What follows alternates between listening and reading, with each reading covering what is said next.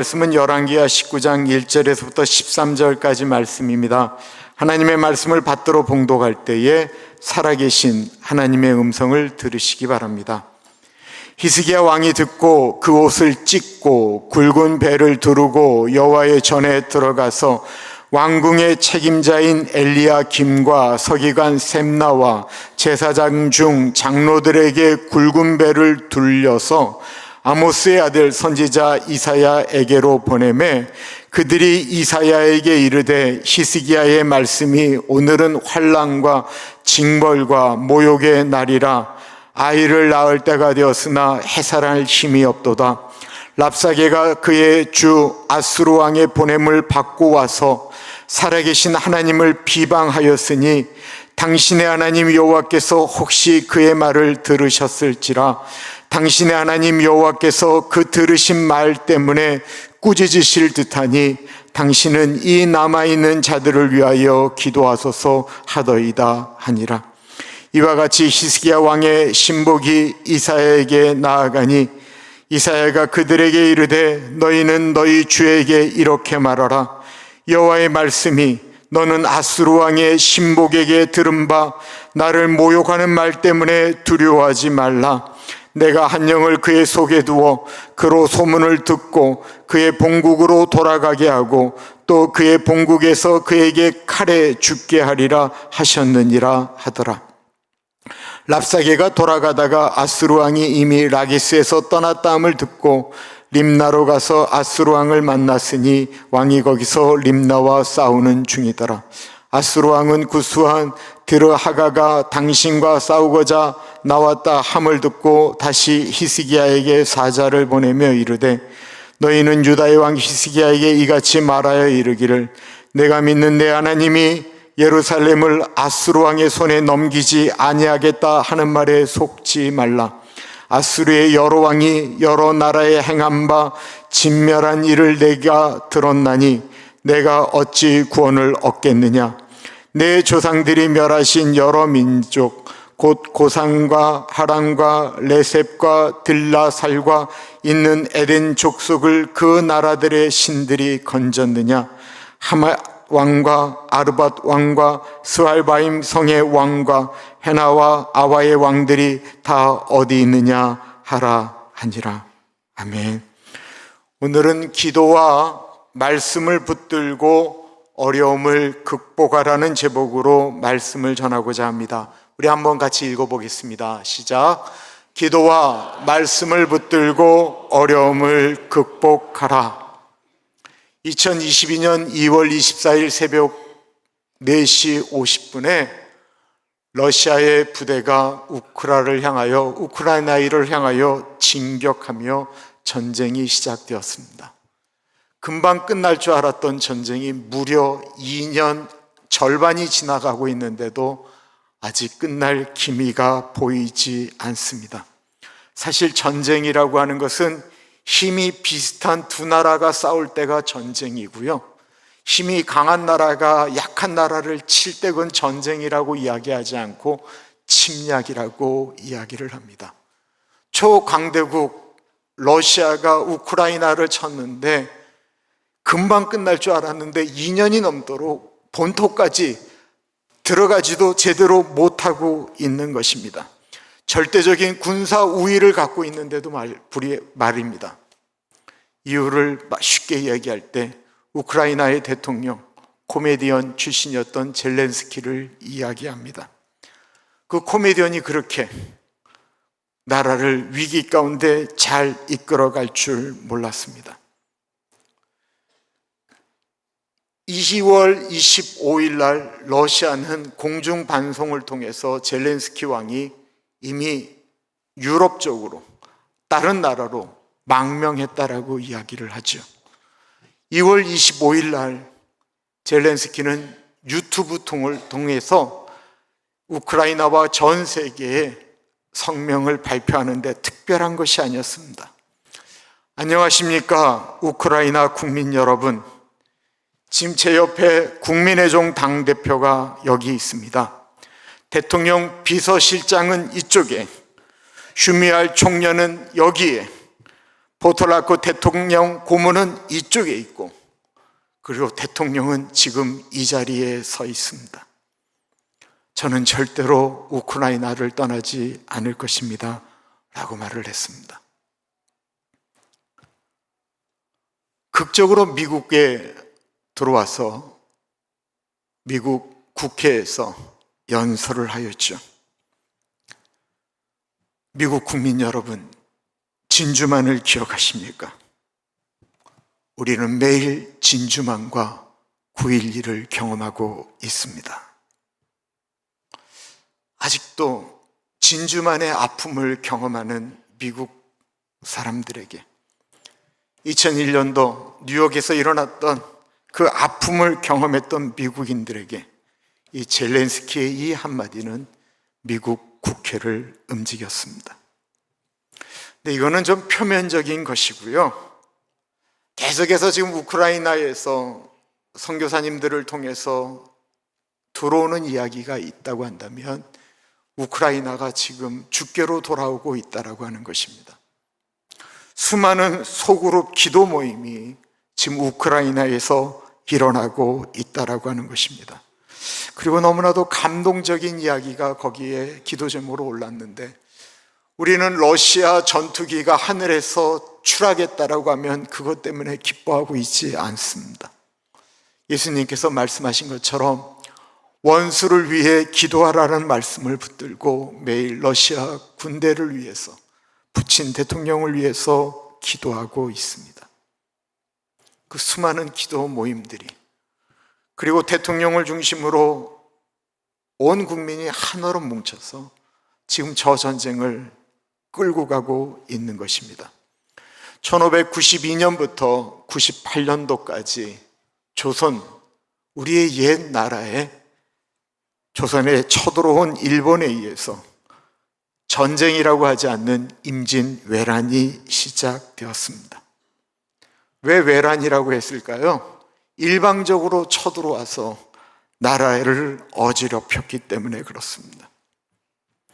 일본은 1592년 4월 14일에 30만의 일본군을 데리고 부산에 도착하여 임진왜란이 시작되었습니다. 당시 조선의 왕을 가리켜 하늘이라고 이야기를 했죠. 그때의 왕은 선조였습니다.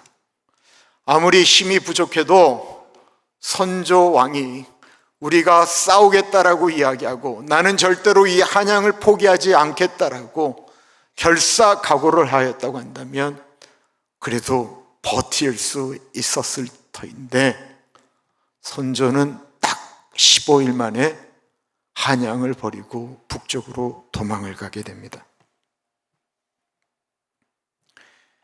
이와 비슷한 상황이, 나라가 멸망할 상황이 남유다의 13대 왕 히스기야 왕에게 일어나게 되었습니다.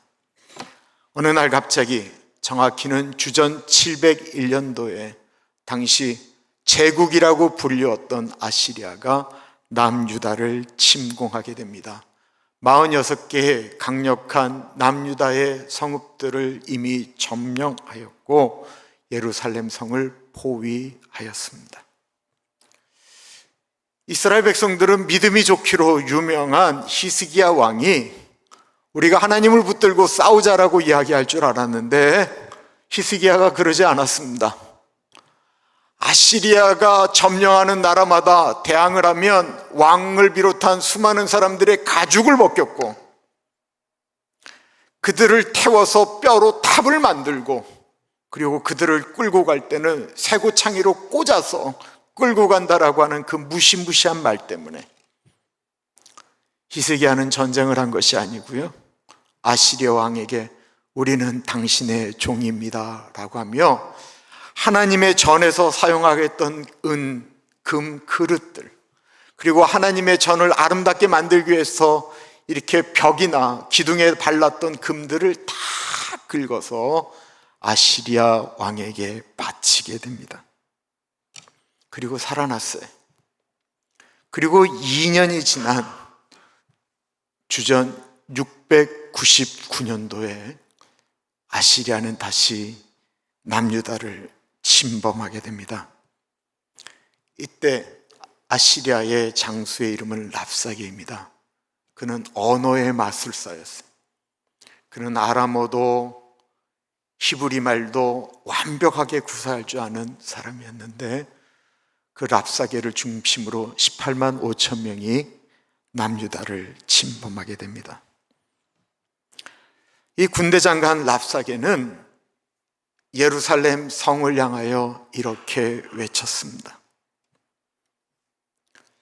너희들은 히스기야 왕에게 속지 말아라. 히스기야 왕이 우리의 하나님 여호와가 우리를 건져주실 것이다 라고 말하는 그 말을 믿지 말아라. 히스기야 말에 너희들은 순종하면서 우리와 싸울 필요가 없다. 히스기야가 어떤 사람이냐? 우리가 2년 전에 와서 이렇게 했을 때 그가 어떻게 행동했는지 봐라. 그는 어쩌면 너희들을 버리고 도망갈 준비를 하고 있는 그런 형편없는 왕이다.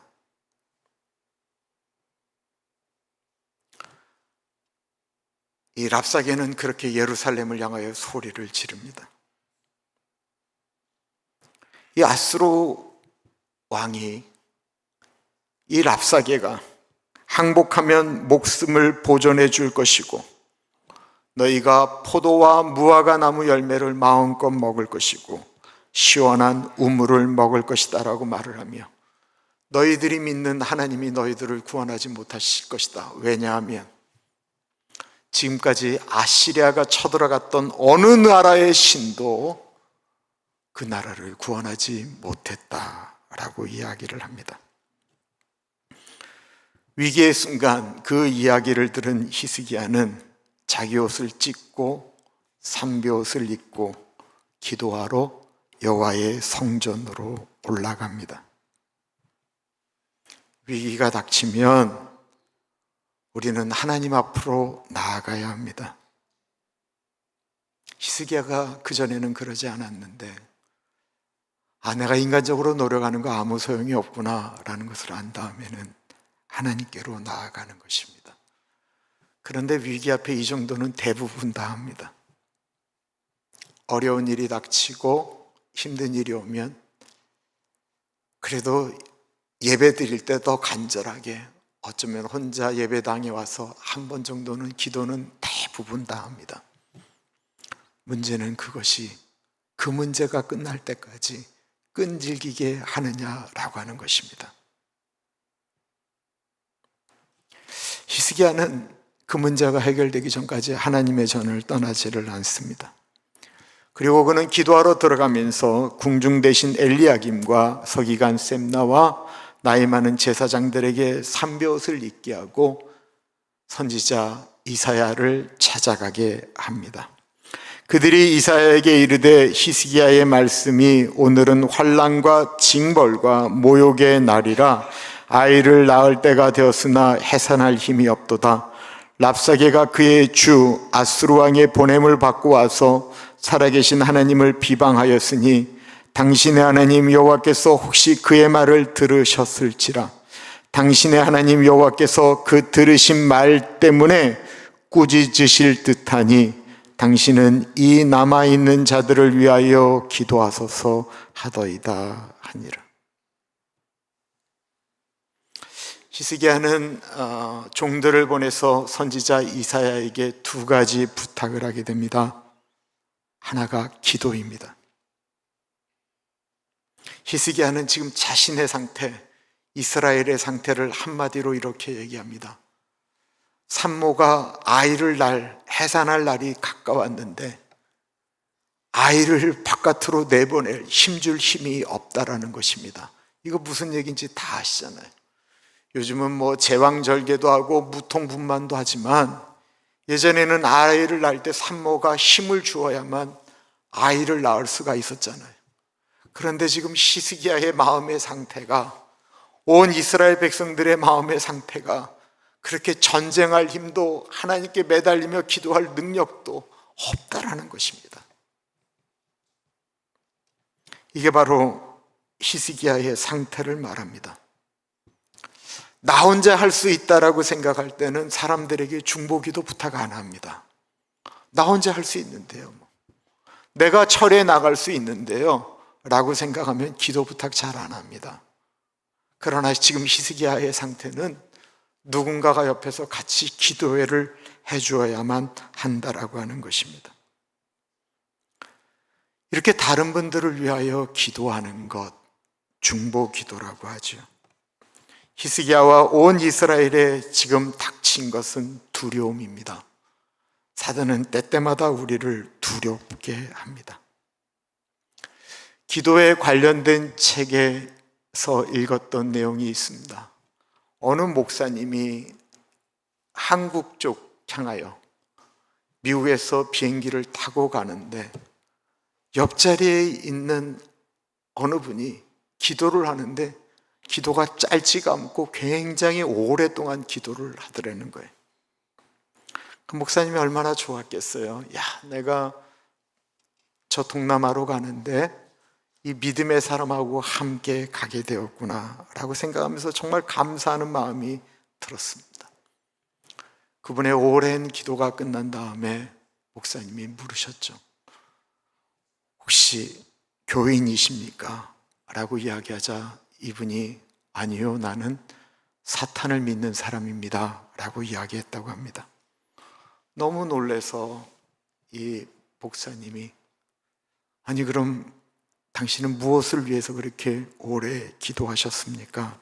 라고 묻자 나는 동아시아를 이끌어가고 있는 모든 교회의 목사들과 그 가정이 깨어지기를 위해 기도하였습니다. 저는 처음에 이 이야기, 이 책 되게 유명한 책인데요 그 책을 이렇게 보고 요즘 너무 과장된 것이 아닌가 싶었는데 유튜브에서 실제로 이 세상에 있는 모든 교회와 성경 말씀, 목사들이 사라질 그날을 위해서 기도하고 있다라고 하는 사람의 것을 본 적이 있습니다. 그는 기도만 하는 것이 아니고 그 일을 위해서 얼마나 헌신적으로 인터넷을 하는지, 기독교의 허구, 목회자들의 비리, 교회의 문제점, 동성애 옹호들, 반기독교적인 요소들을 그냥 끊임없이 유튜브에 올릴 뿐만 아니라 그런 사람들끼리 모여서 자기들이 기도 모임을 한다는 것입니다.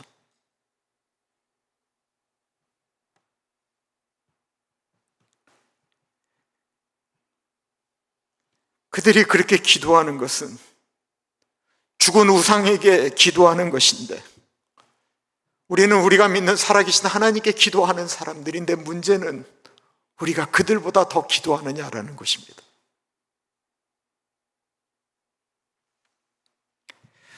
레오나르드 레이븐 힐이 쓴 왜 부흥이 지체되는가라고 하는 책에 이런 글이 있습니다. 교회에 조직하는 사람은 많으나 고뇌하며 기도하는 사람은 적다. 헌금을 내는 사람은 많지만 기도하는 사람이 적다. 쉴 줄 아는 사람은 많지만 씨름하듯 기도하는 사람은 적다. 설교할 수 있는 사역은 소수에게 열려 있지만 기도의 사역은 모든 자녀들에게 열려 있다. 세속적인 신자는 기도를 중단하고 기도하는 신자는 세속을 중단한다. 11조는 교회를 세우지만 눈물은 교회에 생명을 준다. 이것이 초대교회와 현대교회의 차이다. 우리는 돈 내는 것을 강조하지만 그들은 기도하는 것을 강조한다. 우리는 돈을 낼 때에 땅을 살 수 있었지만 그들은 기도할 때 땅이 흔들렸다. 히스기야는 이사야와 여러 중보 기도하는 분들에게 기도를 부탁했습니다. 여러분, 왕이면 그 당시 최고인데 약합니다. 목회자들 다 약합니다. 어디 기도가 필요하지 않은 목사가 어디 있겠습니까? 정말 감사한 것은 금요일에 새벽에 그리고 주일날 오전 10시 30분에 오셔서 함께 기도하고 있는 우리 어른들입니다. 정말로 너무 감사한데 제가 우리 젊은 분들에게 좀 바라는 것이 있다고 한다면 이 어른들 돌아가시면 누가 기도하겠느냐라는 것입니다.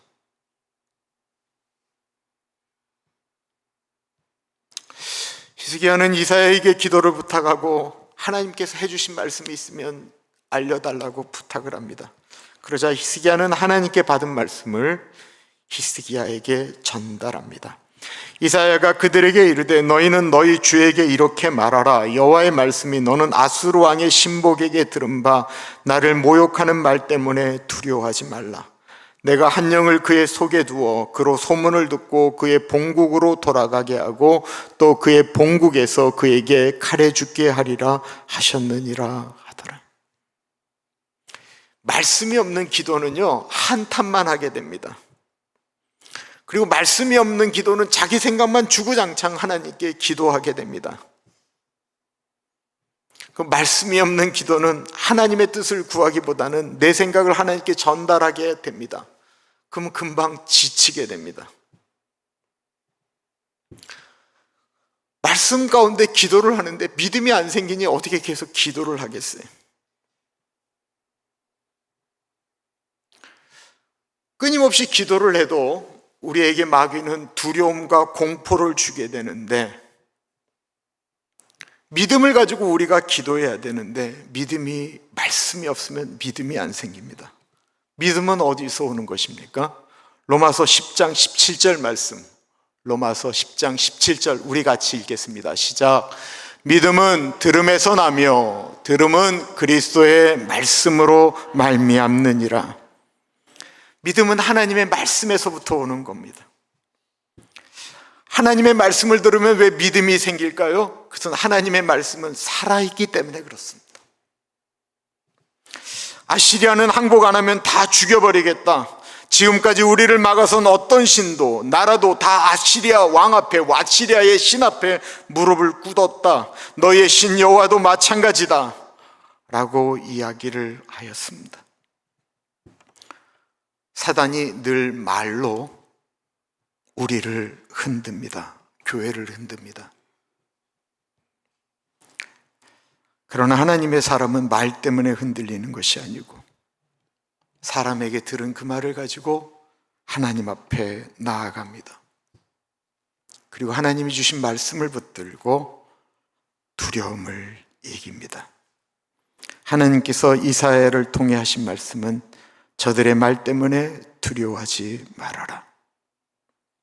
도리어 내가 저들 가운데 하나의 소문을 심어 놓겠는데 그 소문 때문에 아시리아가 철수할 것이고, 그리고 그 왕은 그 나라에 가서 암살당할 것이다 라고 이야기를 합니다.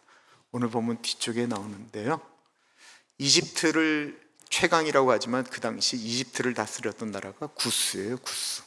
오늘나라의 이디오피아. 그 이디오피아가 아시리아를 침공한다라고 하는 소문이 갑자기 들린 거예요. 그러자 아시리아가 더 이상 내려오지를 못하고 철수하게 됩니다.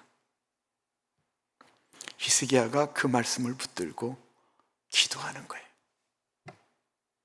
하나님이 두려워하지 말라고 말씀하셨지, 두려움이 올 때마다 두려워하지 말아라, 놀라지 말아라, 나는 내 하나님이 됨이라 라고 하는 그 말씀을 붙들고 기도했다라는 것입니다. 예수 믿는 사람들이 늘 할 수 없다라고 말할 때가 참 많이 있습니다. 나는 할 수가 없고, 나는 아무것도 아니고, 나는 우리 집도, 우리 남편도, 우리 집사람도, 우리 아이도 변화시킬 수 있는 어떠한 능력도 없다라고 말하는 것은 그건 겸손함이 아니고 두려움입니다. 그리고 그런 두려움은 목사인 저에게도, 기도하는 중보자에게도 모두에게 다 있지요. 이런 두려움은 종교개혁을 일으켰던 마틴 루터에게도 있었고요, 1960년대 흑인 자유운동을 일으켰던 마틴 루터 킹 목사님에게도 있었습니다. 그리고 우리가 잘 아는 믿음의 선진이라고 불렸던 분들에게도 다 찾아왔습니다.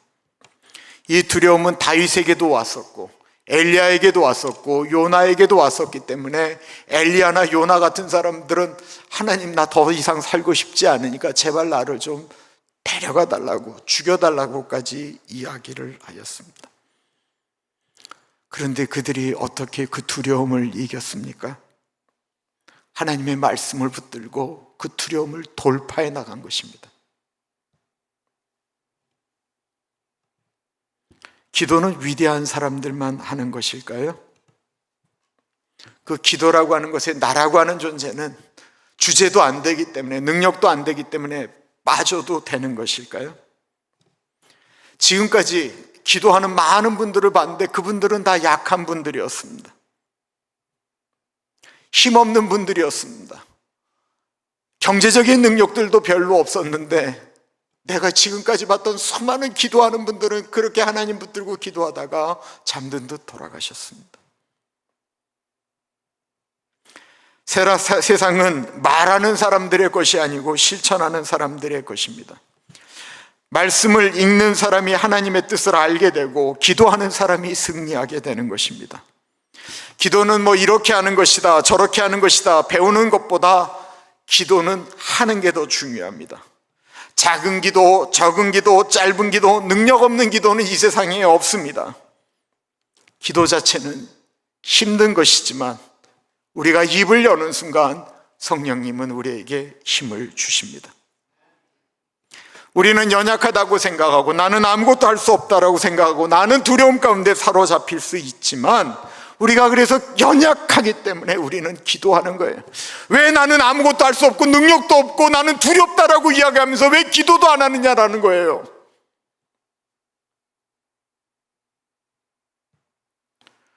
우리 연약하죠. 예수 사랑하심은이라는 찬양 참 우리들이 좋아하는데 저는 3절을 제일 좋아합니다. 내가 연약할수록 더욱 귀히 여기사 높은 보좌 위에서 낮은 나를 보시네. 내가 연약할수록 더욱 귀히 여기신다라는 거예요. 연약한 내가, 연약한 아들이, 연약한 딸이 하나님께 기도하니 하나님께서 얼마나 그 기도를 민감하게 들으시겠어요. 유명한 영국의 설교가인 템플 목사님이 한 번은 케임브리지 대학에서 젊은이들을 향하여 설교를 하게 되었습니다. 이 좋은 기회에 이 촉망받는 젊은이들에게 예수 그리스도에 대해서 특별히 기도하면서 승리하는 삶에 대해서 이야기해야 되겠다라고 생각하고는 열심히 기도하면서 준비해서 기도의 능력, 기도의 은혜에 대해서 전하였습니다. 예배가 끝나자 한 학생이 다가와서 템플 목사님에게 이야기합니다. 목사님, 이 과학의 시대에 아직도 기도의 응답이라고 하는 그 미신 같은 소리를 하고 계십니까? 우연의 일치를 가지고 왜 기독교인들은 기도의 응답이라고 주장합니까? 이 이야기를 듣고 템플 목사님이 이렇게 말했습니다. 기도가 우연의 일치일까요? 맞습니다. 우연일지도 모릅니다. 그런데 학생 정말 이상한 일이 있습니다. 내가 기도를 그치게 되면 그 우연의 일치마저도 그쳐버린다라는 것입니다. 그러나 그 우연의 일치가 일어나기 위해서라도 저는 기도합니다. 어느 한국의 운동권 목사님, 그는 목사가 된 이유가 빈민들 구제하기 위해서 열심히 빈민운동 하시다가 붙잡혀서 감옥에 들어갔습니다. 손톱, 발톱을 그때 고문할 때 다 뽑아버렸잖아요. 그리고는 그 당시 70년대 그 감옥이 얼마나 추워요. 겨울인데 난방도 하나도 안 되니까 너무 추운데 견딜 수가 없고 잠도 못 자고 죽을 것만 같더래요. 근데 그 감옥 안에, 그 감방 안에 있는 것은 유일하게 성경책밖에 없습니다. 이 목사님은 목사가 돼서 성경책을 처음부터 끝까지 한 번도 읽어본 적이 없습니다. 근데 너무 추우니까 성경책에서 어떻게 좀 따뜻하게 느끼려고 창세기부터 불이라고 하는 단어를 찾기 시작했습니다. 불이라고 하는 단어를 찾는 거예요. 1장, 2장, 3장, 4장 너무 추우니까 덜덜덜덜 떨면서 성경을 넘기기 시작했습니다. 그러다 불이라고 하는 단어를 찾다가 그가 성령을 받게 됩니다. 나는 왜 예수님을 못 만날까? 왜 나는 하나님의 뜻을 잘 모를까 하지 마시고 성경을 한번 읽어보십시오. 그리고 성경에 나오는 말씀을 가지고 기도하십시오. 왜 우리가 기도합니까? 왜 우리가 성경 말씀을 읽습니까? 그것은 하나님께서 우리의 기도를 들으시고 우리가 읽는 성경 말씀은 살아계신 하나님의 말씀이시기 때문에 그렇습니다. 어려운 가운데 계세요? 캄캄하세요? 하나님 안에 있으면, 하나님의 말씀을 붙들고 기도하면 하나님이 지키시기 때문에 가장 안전합니다.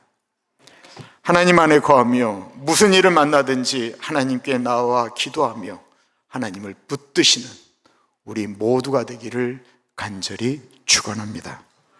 기도하겠습니다. 참으로 존귀하신 하나님, 하나님의 말씀을 붙들고 기도하겠다라고 다짐합니다.